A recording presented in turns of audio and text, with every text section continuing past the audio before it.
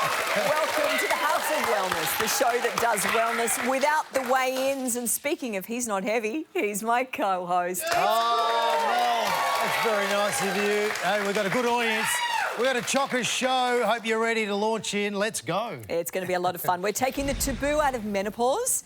Find out the best and the worst ways to smooth your journey through the big change. Dating in the real world. The romantics that are ditching the apps and hitting the streets to find love. IRL. In real life. Oh. I just learnt that. And find out where to snag a shag. No, that's not right. Find out where to snag a single in 2025. Oh, my God, the show hasn't even started. The great Delta Goodrem is dropping by. And we are revealing the most romantic city in the world. Oh, any guesses? Yes, it has to be Toowoomba. Oh, no, Tokemall. Townsville. Anyway, I had a huge night in Townsville one night. Do you want me to elaborate? No. OK, I won't. No.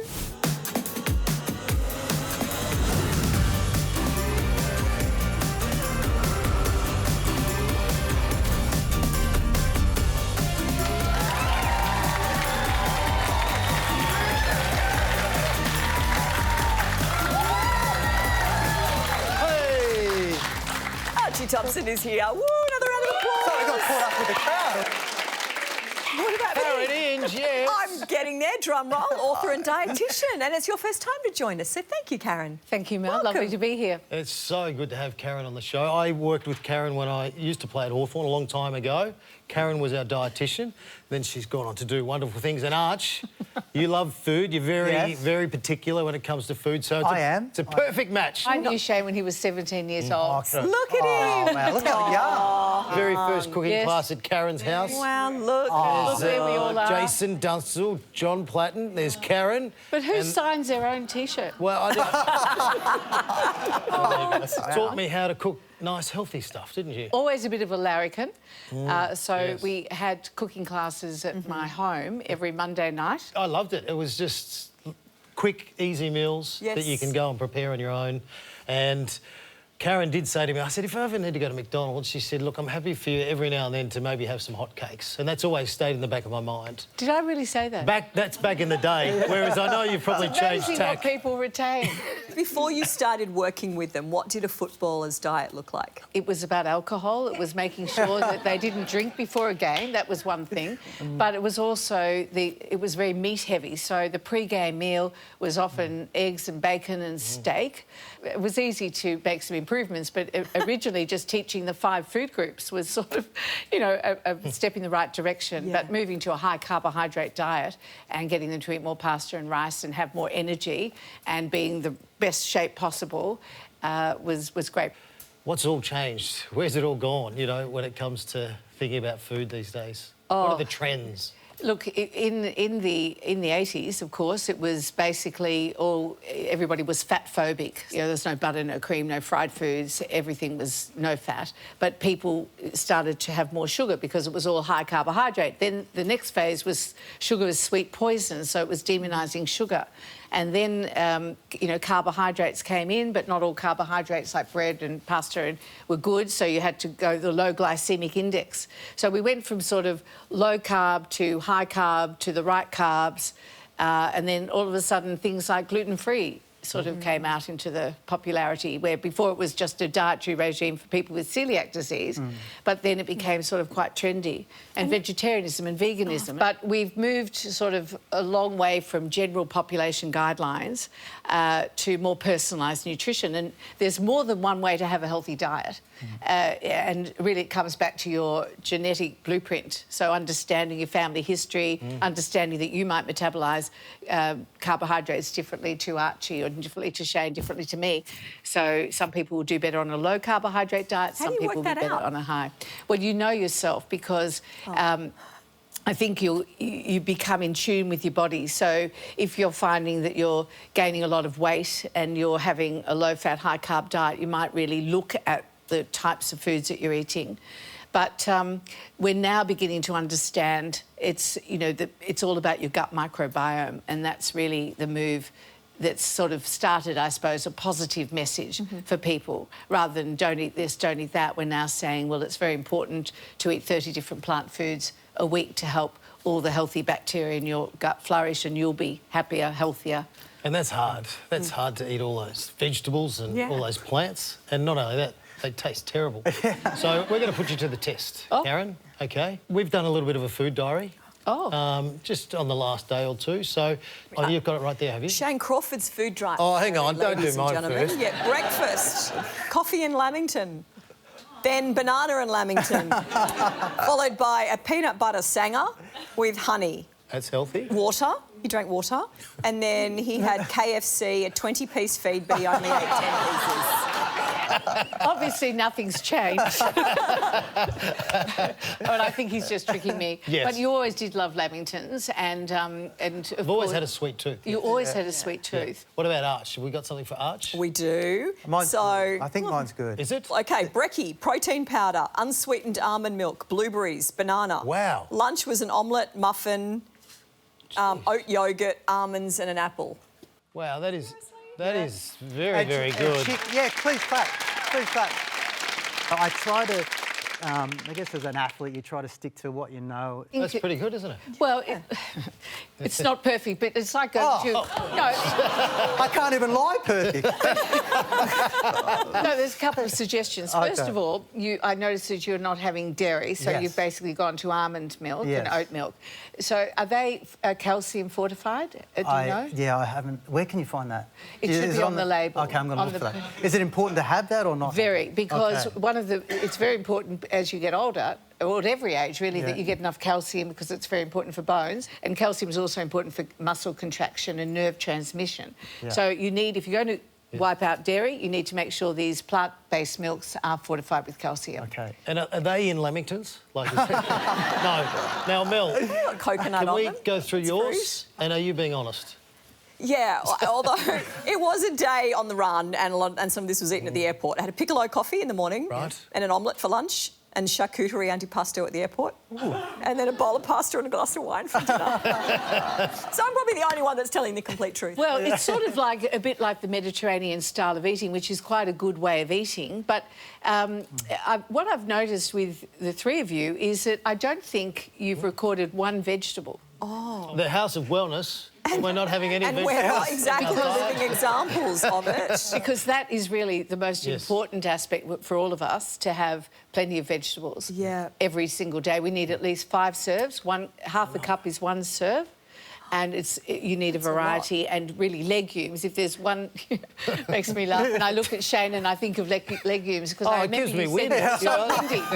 And I remember saying, it's OK, it's not your problem, it's the person's next to you. Yeah, well, that's me. So if you don't mind, don't give him that advice. Do you know what I love about all this information? And one thing I always learnt from you was moderation is the key, you know? Exactly. So if you go too far one way, just pull it back for the rest of the week. Exactly. People are getting so obsessed and anxious about what they eat. I would say relax, because really you've got to enjoy food. Food's more than just nutrition. It's basically about who you're eating with, and often you eat less if there's somebody opposite you who's very attractive, because you don't want to eat. Yeah, apparently there's some research on that. So you're right, moderation is the key. You go to the 80-20 rule. I give up. Yeah, This is why I love my exactly. But I actually like that, thank you, because I think we're getting ourselves all twisted over so much, and just bring it back to simply. Exactly. Thank you, Karen, very much for joining us. Still to come, menopause, silent retreats, and Delta Goodrem drops by the house.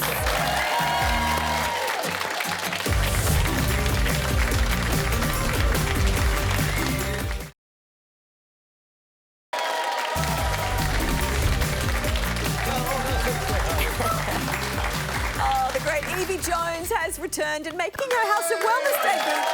Menopause educator Claire Kelly. Hi to both of you. Oh, hi. And this is Roscoe. Okay, Roscoe. Roscoe Pico Train. Yeah, Dukes of Hazzard. Thank you, because no one ever knows who I'm talking about. What do you mean? It was a great show. I'd like to say thank you so much, Claire, for being here. Oh, thank you for having me. Menopause seems to have become a big part of the cultural conversation lately, thankfully. There's even talk about a menopause revolution. Do you agree? I do agree. Yeah, there's definitely a revolution going on. And what we're seeing is lots of coverage of menopause in social media, and we're really fortunate in Australia that we had the Menopause Senate inquiry last year, and things are going to get so much better for women, and we're having a conversation. So what is the difference between perimenopause and menopause? Yeah. I know the answer, but just for those at home... For a friend. Sure. I think I said it right. Anyway, what's Do you the want to difference? explain it to me and I'll let you know if you're correct? Yeah.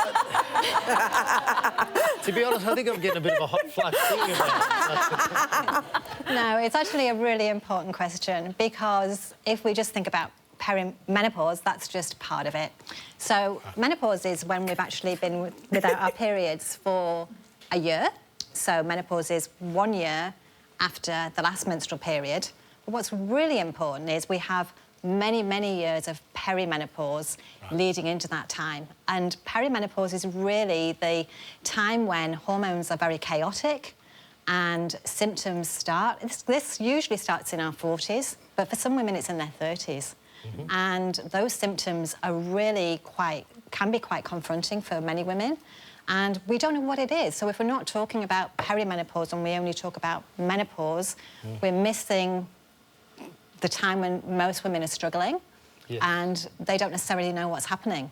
And there's actually a scientific reason why we want to murder people. Yeah. Just saying. There is. Yeah. You look at me when you said murder. Well, you know. But why do you think it is so important that we are finally talking about it, breaking taboos, talking about it just so openly? Yeah, I think it's so good we are having the conversation. It's actually a whole body transformation going on. I thought, I'm a nurse, and I thought that oestrogen was just about reproduction, but actually every cell and organ in our body is supported by oestrogen. And when it declines, all of our cells, tissues and organs, they don't function as well as they used to. So it's a whole body transformation that's happening from our brain to our bones. So we have to talk about it because we're living longer. We used to retire at the average age of menopause, but now we're at our peak of our career. We've got older parents to look after, maybe children still at home. So it's, you know, it's a big deal. Men need to understand and get their head around it and get their head in the game, don't they? It's everybody's business, isn't it? And if you think about, you know, our relationships as well, especially with the men in our life, it's affecting our brain. Our mood changes can occur. A lot of women experience changes in their mood. Some women experience anxiety for the first time. And I think it's a really good opportunity to also, as we're here, talk about the fact that many women have a change in libido and also have lots of changes in their urogenital function. So intimacy can be hard for women, and it's not that they've gone off their men. Might appear so when things aren't happening and they're getting really moody, but it's actually a biological thing. So we need to talk to the men in our life about it. So how do you support during that period? What do you do? What advice would you give as a male? Or a partner? Well, this is a start. I think seek to understand about what's happening. Understand it's a biological process that's going on right the way through the body, and, you know, show some compassion. And be really mindful that if we think about the hormone that does the most for us and that we've lost that, I like to think of oestrogen like my best friend, and she's left. And I don't have my best friend anymore. And I've said to my husband many times, my best friend departed, how would you feel if you lost your testosterone? Yeah. Right. Hot flashes are a really big thing. We say hot flashes in this country. In America, they say hot flashes. But check out Drew Barrymore having one live on her TV show. For the first time, I think I'm having my first hot flash. Oh, that's I feel so honoured. Yeah. Do you feel this? Oh, I do. Wow, 45, good on her, being so public about it. That is going to change a lot of conversations. That's fantastic. Medication. What are some of the medications that are being prescribed? So you're probably talking about hormone therapy. And hormone therapy's got so much better now, so we can have it in lots of different ways. There's also some alternative, you know, therapies that people have. Not everybody wants to have hormone therapy. Not everybody can have hormone therapy. It's not a one-size-fits-all, hormone therapy. It needs to be personalised based on the individual woman and what her preferences are. But, yeah, it's a good option for many women. So exercise you mentioned, what other tips do you have for, you know, just coping with it? I mean, I think the most important thing is to have a good support network figure out who that is. Talk to people, talk to your friends about it. Let them know. Yeah, estrogen affects our bones, so we need to do something for our bones. There's some strength training, maybe some cardiac training for our heart, because estrogen also impacts our heart health. And most importantly, emotional well-being. So if you're not, you know, if you're struggling emotionally with anxiety or mood changes, let's get that sorted out before we try and go and do some exercise. Yes. And then good food, wholesome food. Our gut microbiome also changes during menopause. Yes, there's just so many symptoms with menopause too. So there really it just affects so many things. Yeah, there's Brain so many fog, symptoms. memory loss. Anyway, what would you like to see happen in the future? Learning about menopause, when we learn about periods and pregnancy, let's also learn in school about menopause. What starts must end. Yeah, that's exactly right. And I think I'd really like to see everybody engaged in that conversation so that we continue to normalise this conversation in the workplace, in the community. Let's just normalise it so we don't need to have these conversations. Yeah, fantastic. Well, look at you. You can be the champion for all the blokes out there. Oh, you asked really good questions. It was very interesting, yes, because, Wonderful. I don't know, you feel a bit scared. Okay? Thank you, Claire Kelly, for joining us. That was wonderful. Really, really appreciate all your information. Well, I'll tell you what, one great place to cool your hot flushes might be the fjords of Norway. And all series, we're giving one lucky viewer and a friend the chance to go cruising there with business class flights thanks to Tripadeal. It's worth 40K. All you need to do is keep watching for a code word that will appear on the screen. Jegana, ik, hoefduk, snakker oor. I have no idea what I'm talking about. Oh my gosh, we're going to take a quick break. Coming up, Delta Goodrem is in the house and Archie. The salsa dance. Keep going.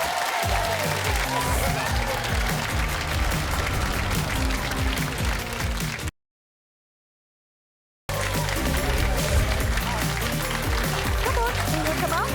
Yeah, he wants to get comfy. The sounds of silence. Not just a seminal hit from Simon and Garfunkel, but also a powerful wellness tool. So are you guys good at having some quiet time? What do you think? I'm a professional yapper with a house full of puppies, so yeah. I've got 4 kids, and right now is my quiet time. Do you chill out a bit, Archie? Do you like a bit of quiet time? Yeah, I don't mind a bit of quiet time. Usually before it would be, if there was a bit of quiet time, the noise in my head would just be going off.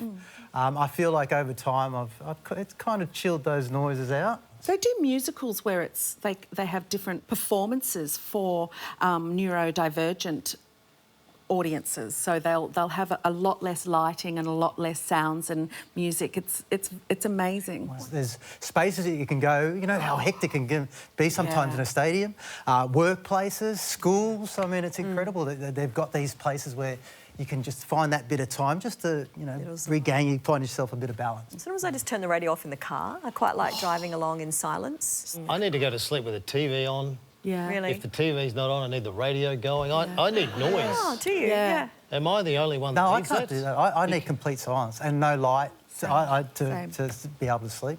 Now, having some quiet time is one thing, but going utterly silent for 4 days is another thing entirely. Something that Yvie can definitely not do. Our mate Josh Pitterman, he put up and he shut up, all in the name of wellness. Go, Josh. I'm heading to a silent meditation retreat and I am feeling so excited. I've had a really busy period and I'm looking forward to shutting up. I've got my songs out. I've said enough now to camera, but I need to get out some words. Hey, I'm just at a silent retreat for about 4 nights. Do you mind going to my place and just watering the garden a couple of times? And while you're there, hey, I think I've forgotten to take the washing out of the washing machine. And I haven't put my footy tips in, so... And just call my mum and tell her that I'm okay. Aruna, thank you so much for having me. We're in this beautiful meditation hall. Now, what sort of people do you find come here? Oh, what's amazing is that there's a whole range of people from, I've had as young as 16-year-old to people even in their 80s. And what can I expect from the next 4 days? Getting up at 6 a.m. Yep, I love doing that. I do that anyway. Yeah. Doing probably about 6 hours of silent meditation a day. I don't do that. I definitely don't do that. Okay, so this is more intensive. This is what retreats are about, doing some walking meditation a couple of times a day. I love that. It sounds like I'm going to be up for a bit of play. So I'm about to step into the process, 6 hours of daily meditation and plenty of silence. I'm super excited for this. Wish me luck. I'll see you on the other side.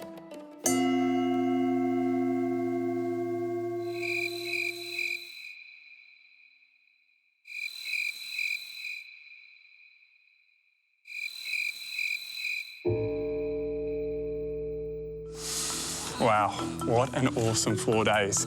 It was life-changing. I just feel so calm, so relaxed, so energised and infinitely more present. So if anyone is game enough to give it a crack, I highly recommend it. In fact, I might namaste a few days longer. Oh my God. You know, No, thank you. You know, Josh has actually he's been calling me ever since, and he calls for like 3 hours at a time. Can't stop talking.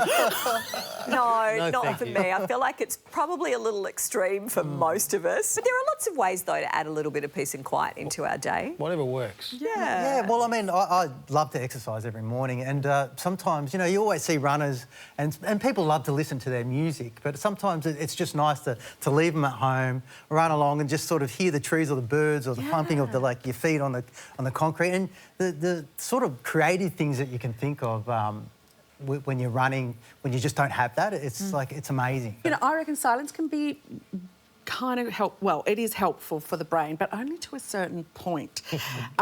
Check this room out. It's called an anechoic chamber, and it's an extremely silent room. This room, it operates at minus decibels, and when people go in it, they can hear themselves blink, and sometimes they can even hear the sound of their own blood pumping around their body. Wow. Why would you go into such a terrifying room? Why would you want to do that? Tech companies, actually, they build them to develop audio products like headphones, and, you know, they say that you can stay in there only for, like, couple of minutes before people are just running for the hills. I could not think of anything worse. Yes. I'd love to be able to experience that. Wouldn't you like to feel yourself, like hear yourself blinking? Not really. No, Okay. I know I blink. I was thinking, though, do we want to try a little experiment? No, And- thanks. You're the guinea pig. You're always up for everything. Okay, If yes. we can be silent, like all of us, for maybe 10 whole seconds. Yeah, so... This is TV we're making. No, I know. Right, so okay. Death if for you're at TV, home, no? don't panic. But I'll count us in with 3 seconds, and then we want 10. 3, 2...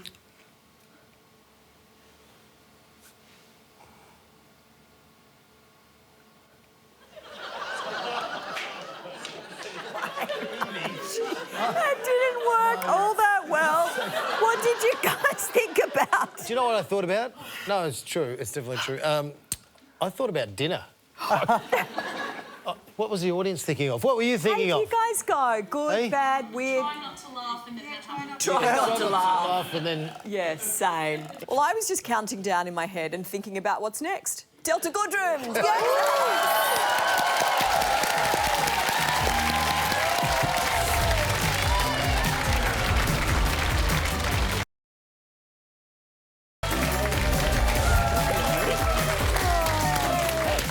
Delta Goodrem is in the house! yes. So nice to see you. Oh, it's so nice to be here. Thank you for having me. It's very beautiful here. Comfy, yeah. Thank you We're all the all time. here. Yeah. Learning so much. It's just really awesome. For me? No. Yes, you particularly, Shane. Well, we can ask you takeaways at the end of the show, so that's great, okay. great. But 20 years since Mistaken Identity came out. You're doing shows in Sydney and London. Wow. Do you ever have a moment thinking 2 decades later, did you think you would be doing everything and taking over the world? Well, I do know that when I got into it that I always had in my mind that I will be doing this in my life forevermore, that I had long-term thought processes and that I was in it for the long haul, that it was my heart. And I think revisiting Mistaken Identity, the album, sort of there's been this sort of culture moment where you can have people are really enjoying kind of going back into albums that they've had from different chapters, and whilst we've been doing new music and enjoying that, revisiting the albums that maybe in that time I didn't get to tour because of my life's trajectory, getting to kind of circle back to them 20 years later and have a really healing moment where we're with the audience and talking about stories of such a intense time where, you know, I was so grateful so many people took my albums into their homes and we had, you know, we went through so much. And then the album speaking about my diagnosis and going through Hodgkin's lymphoma and then looking at here we are now, 20 years later, what did we learn from that time? How have we been able to make something of it? Has been just really cathartic. That's what I could say. We did it in St Ives, and then we've done these Mistaken Identity. We head over to London this week, and it's just a really beautiful connection between the audience and getting to do those songs, the whole album. Well, speaking of circling back 20 years, we had a photo earlier of Crawford 20 years ago. I found one of us. Look. There we are. Look at your eyebrows. People ask me straight out the gate, what fails? And I'm like, my eyebrows. That's all of us. All of us. Look, you and Mel, and thank God they can grow back. Well, you know, it was trendy back then. It really was. You were diagnosed with cancer when you were 18. If you could go back and give that girl some advice, just one piece of advice, what would it be? I mean, there'd be a lot. I'd have a Rolodex. But, you know, it's funny, when you were all talking about the silent retreats, I was thinking that, you know, I think that sort of balance between when you're in sort of a tornado of you know, sort of all of a sudden a magnifying glass and understanding a new energy of when you're out with people every single day and it's coming at you from all angles. I think that I would have probably, my advice would say, in good news, it just gets even more fun and you love it as time goes on. But I think the intensity moment is to always walk away and have those silent moments and really, like, step into being able to truly hear your voice amongst so much going on. And I was thinking, I was like, even though I couldn't do 4 days, I'm not sure, well done to Josh. 4 days I would definitely be calling Yvie as well, having a good old yarn. But at least just having those moments where you really just, because you have so much at that age, you've got such a unique perspective at that age before so much influence comes in. And I would have told myself to always, you know, consciously go and retreat back and always hear your own voice. Delta, I want to ask you, like, something as traumatic as that, an experience like that, we all go through something and it kind of shapes you. How has it shaped yourself? You know, I think the fact that 20 years later, the impact that we've been able to do in a sort of positive silver linings way is be able to start the foundation, for example, and be able to make a difference through having an experience that so many people go through, and you know, knowing that you're not alone in that time and standing as a survivor and being able to talk from a place of not behind a veil where, you know, I don't know that experience. You can talk about the granular of, oh, this is what you went through, this is what, you know, I went through. And I think I'm really proud that, you know, we can kind of be in this chapter healthy and I can speak from it from being able to do the Delta Goodrem Foundation, really. Beautiful. You know? Exactly, and be able to give back, you know. Can you actually tell us about your foundation and the work that you're doing? We started the foundation in 2020. And we have, you know, worked extremely hard at building it. But I think it kind of stems from, I had been such an umbrella for so many different charities, and I had been so proud that even from our, you know, from the work of my diagnosis, 22 years later, with St Vincent's, I've been able to help raise $120 million through our initiatives. Whether it's the King Hong Cancer Centre or Bone Marrow Transplant Unit. And I think from that place and my partnership with St Vincent's, I'm a real ride or die. So when I love people, I'm extremely loyal. And, you know, I went back to my doctors and professors and said, you know, how can I be of service? And we've been able to fund 4 research fellows in cellular therapy and cancer research. And we have the Community of Kindness, and we have our brand new Angels and Heroes program. So tell us about that. Yes.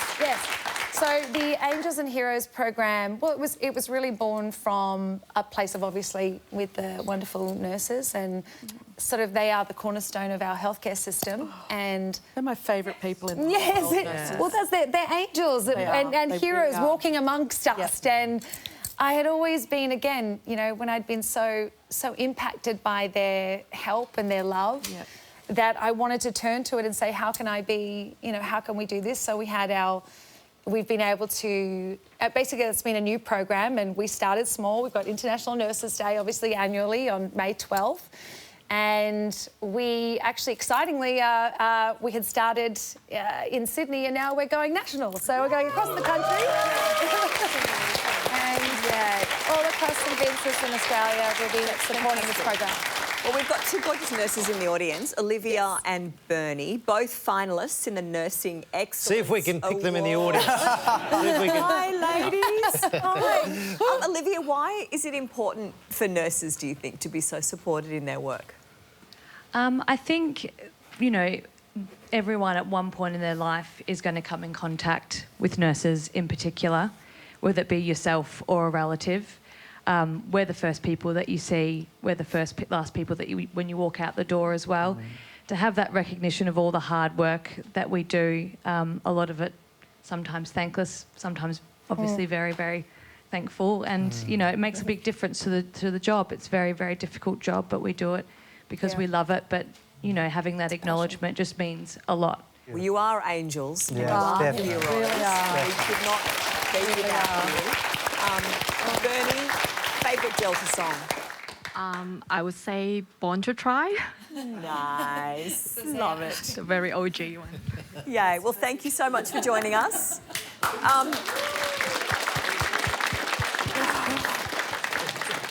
Delta, what do you think is the single most important thing to self-help? What's your tip? As somebody who's always, you know, on the job with like music or performing, I have to, like an athlete, I have to always check in with my body and make sure that we're feeling healthy because, you know, I'm in contact with, you know, making sure that I'm feeling ready to go, ready to get out there and sing.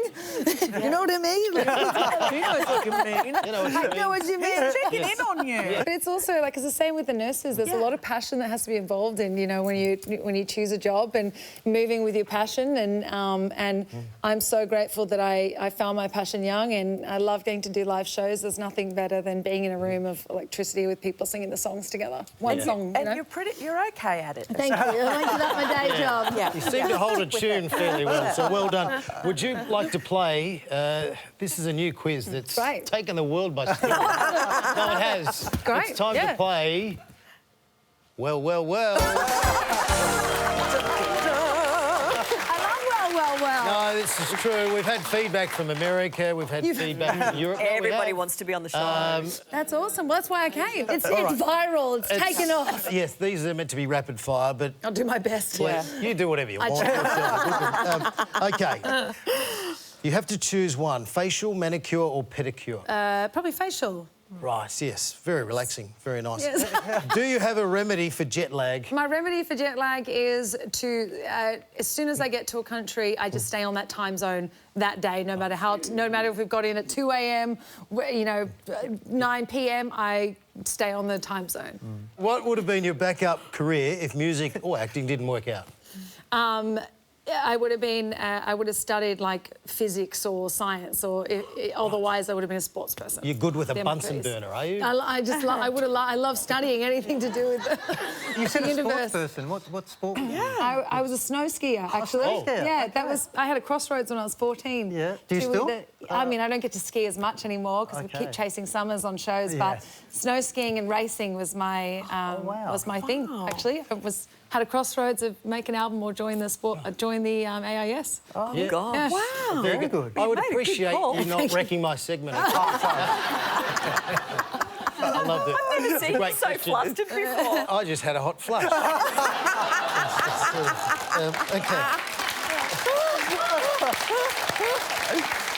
No, seriously. What snack food is your guilty pleasure?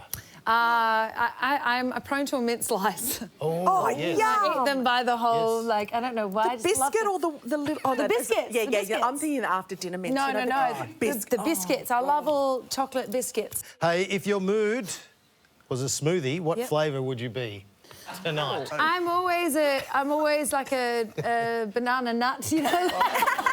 Banana nut. That's your nickname now, banana nut.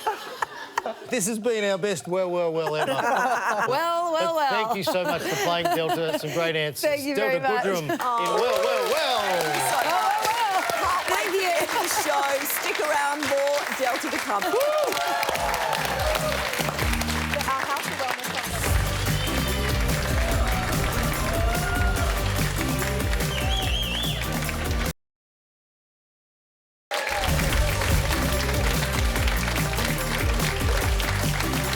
Well, dating apps have dominated the world of romance for years, but recently singles have been doing a digital detox on their love life. Yeah, I can vouch for this. I've noticed more and more people looking for lovers in the real world. Oh, Where did you all meet your partners? Well, I was lucky enough to meet my partner in the airport. We just got, I knew her from a long time ago and we just got chatting and then, Did she pat you down and take you to another date? that was probably later. Move on. Supermarket happens a lot, don't they? People meet Apparently. in the supermarkets. Oh, you and put bananas in your trolley, apparently. That's the signal. Sorry? Yeah, that's weird. What do you mean? You put bananas in your trolley as a signal How that did you know? That's all I have in my trolley. I have bananas and I have milk. Well, no wonder. So Where what else does are you supposed bananas to mean? put 'em? What does that actually mean? It means you're single and ready to mingle. Yeah, Either or way. you're just buying bananas. Yeah, there Putting is them in your that. trolley. Mel, where did you meet your partner? On a blind date. Really? Yes. Was that alcohol blind? Oh, yeah, but you're right. But you're going to say which one of you is, blind and which one's on a date. God. These days it seems to be the exercise clubs that you know, people love to go, run clubs, footy games, even footy packed full of singles. Yeah. No, I'm told footy? Dog parks Oh, is a real hangout. There's nothing more romantic than standing at the dog park, holding a big hot turd in your hand, going, yeah, do you come here often? Sorry about the smell, it's my dog. But anyway, should we go for a date? Dog parks are filled with bitches on heat and a lot of humping. I'll tell you what, well, speaking of heat, Archie headed out to one of the hottest places to find love, a spicy salsa class. So how long have you been running salsa nights? 25 years. We just turned 25 in February. And you've seen a lot of love blossom over that time? Many.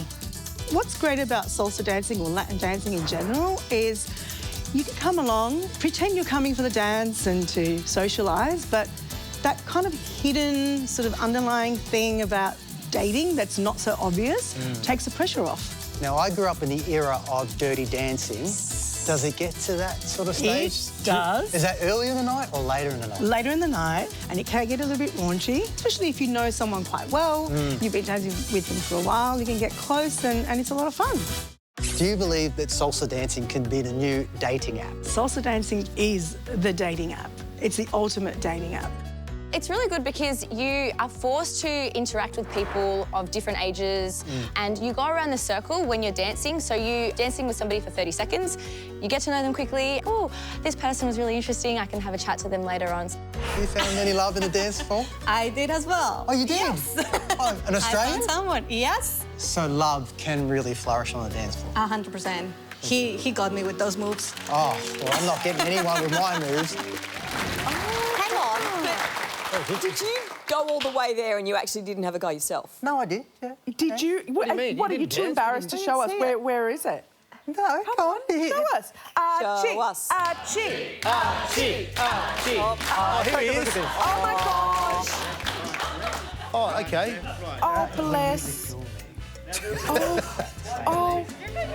So how are you feeling there, Arch? You're feeling confident? You're not looking that confident.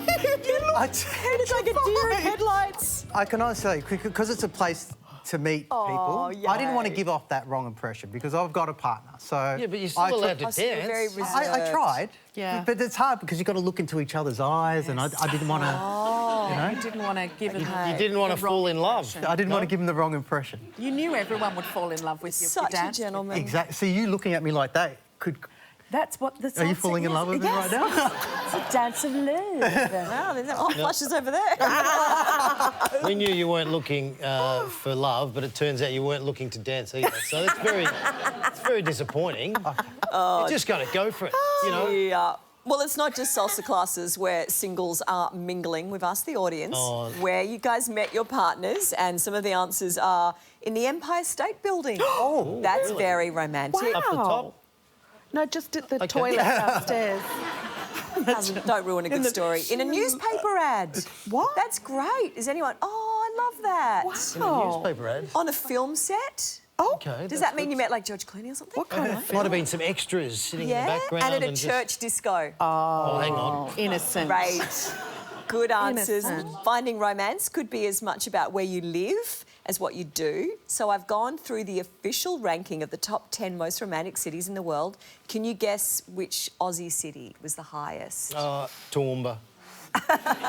Wagga Wagga. Close. No.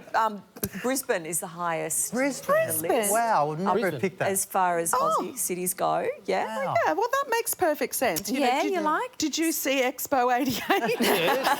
It was a very sexual a hit. city, all right? It was. What happens in Brisvegas stays in Brisvegas. They do.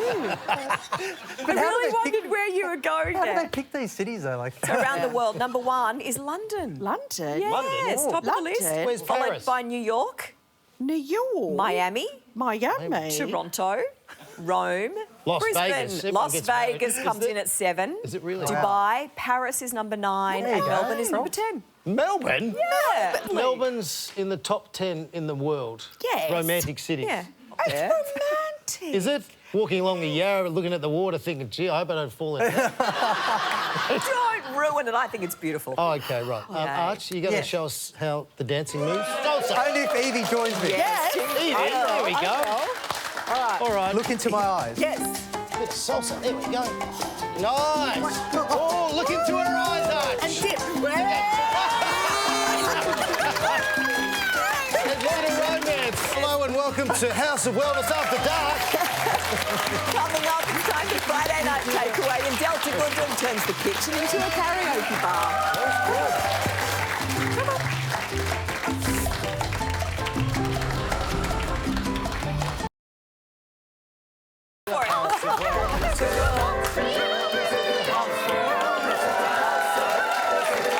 That's the theme Very song. Queen, you know, as well.